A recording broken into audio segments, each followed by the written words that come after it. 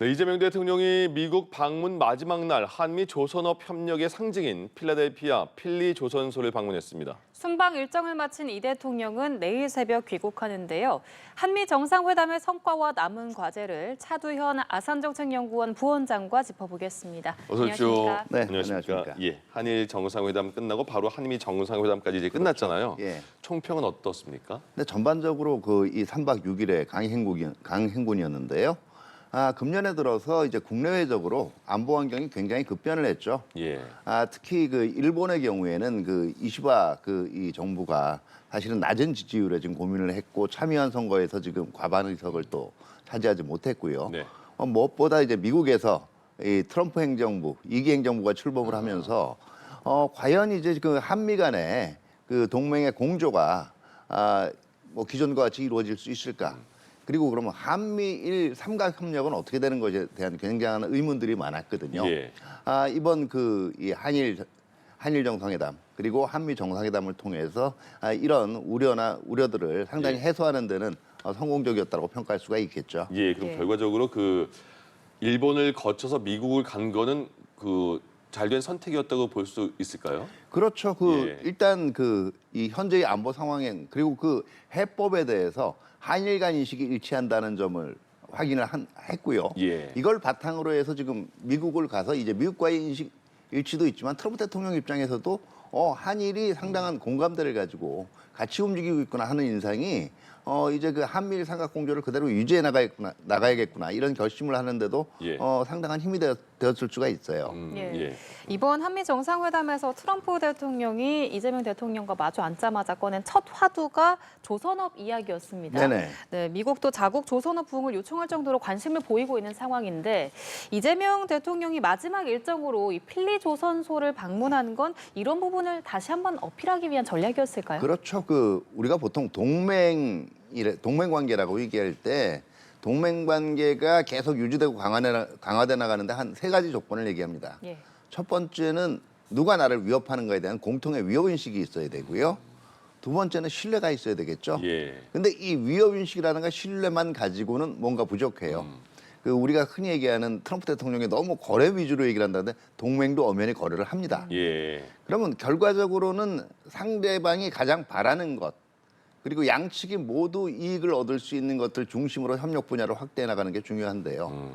이 조선업 분야는 트럼프 대통령이 우리 도움을 받고 싶은 그리고 예. 우리와 함께하고 싶은 가장 대표적인 분야란 말이에요.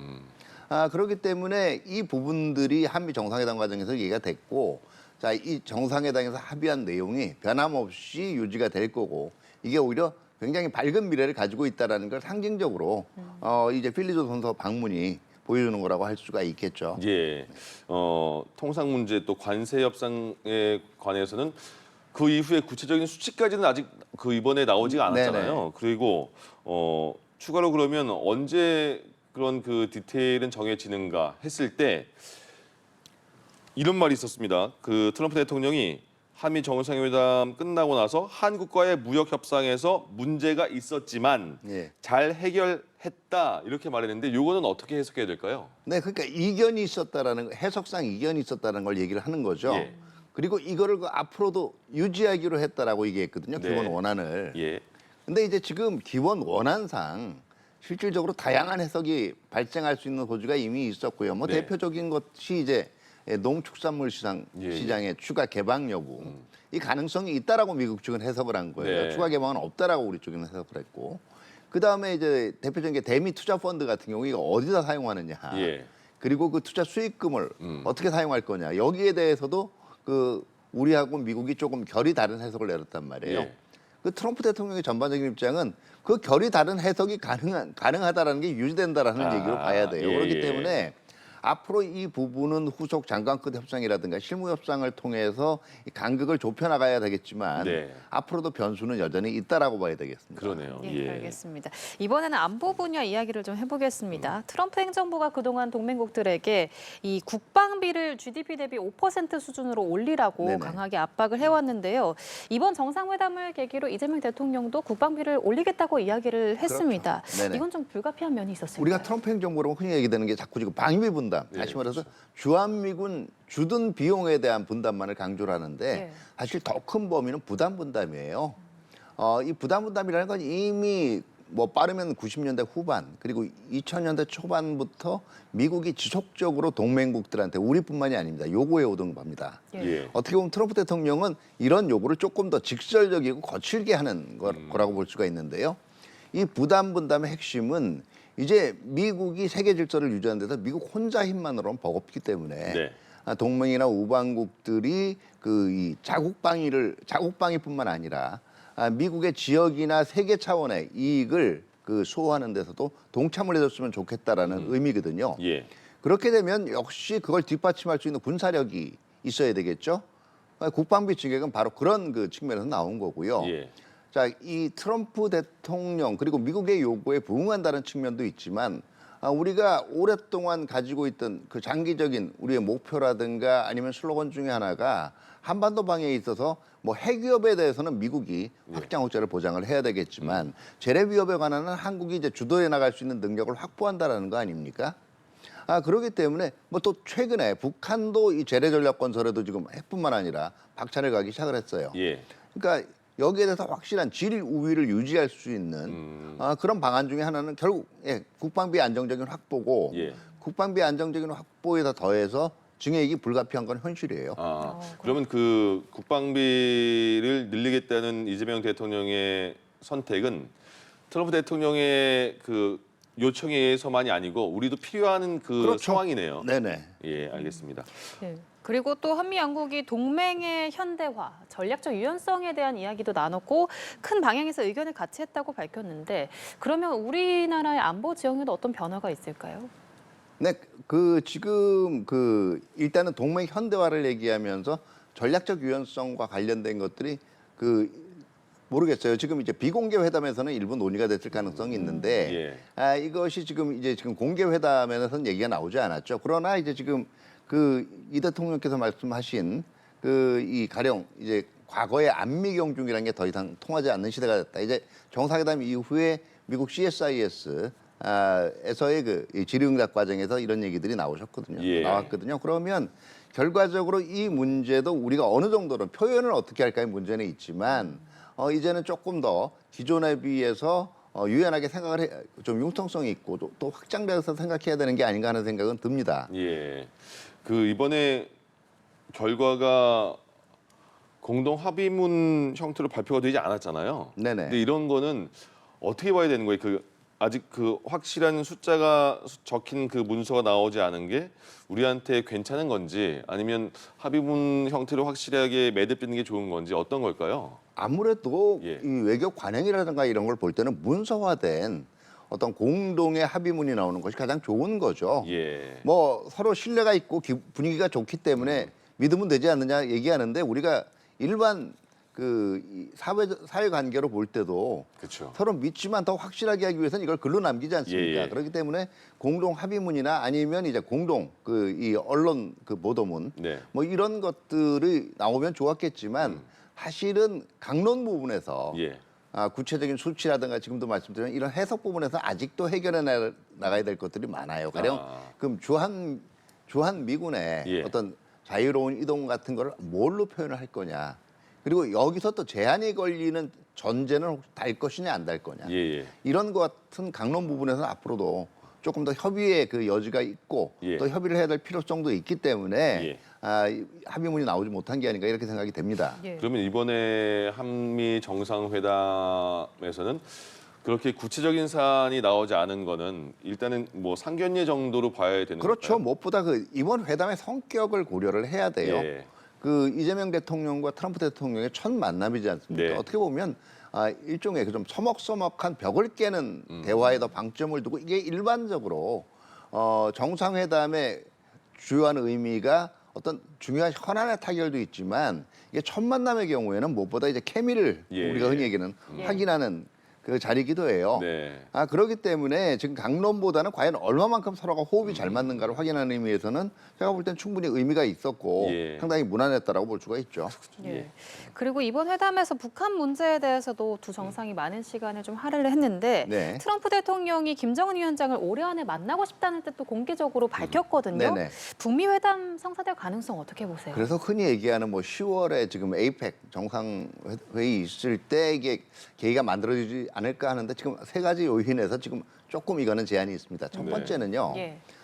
트럼프 대통령이 취임 직후에 항상 만날 수 있다라는 얘기들을 금년 초부터 했어요. 근데 그 트럼프 대통령의 입장은 먼저 제의하고 이걸 매달리기보다는 북한이 제의하면 환영이라는 입장이에요. 예.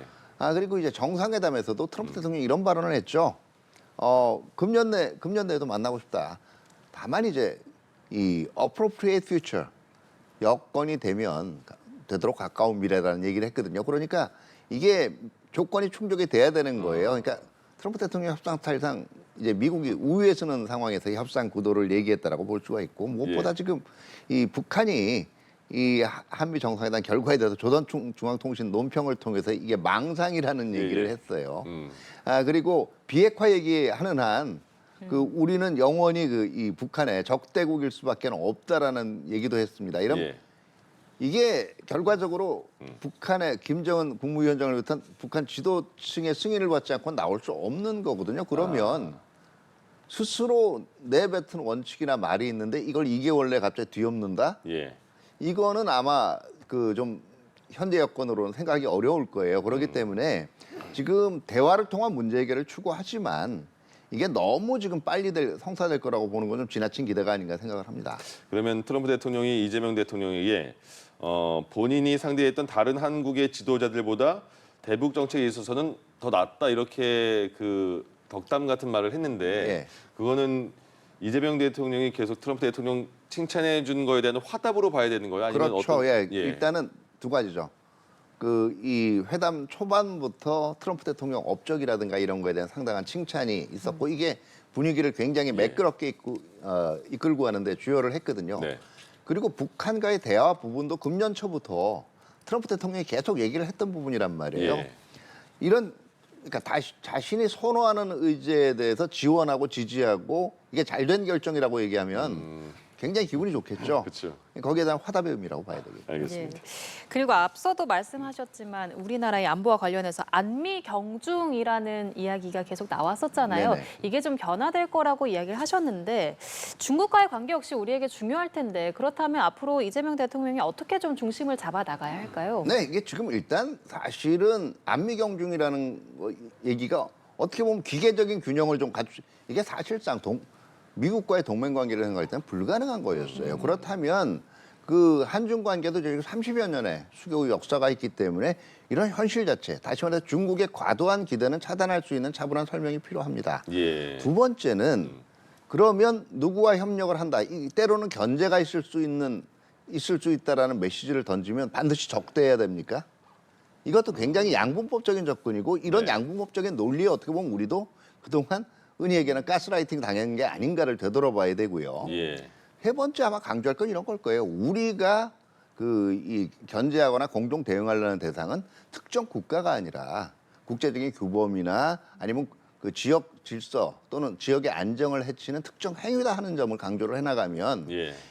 이거는 오히려 중국도 여기에서 딱히 반박을 할 수는 없을 거라고 생각이 되고요. 중장기적으로 한중 관계도 계속적으로 발전해 나가려면 서로에 대해서 가지고 있는 과도한 기대는 이제는 좀 정리를 해야 돼요. 예, 알겠습니다.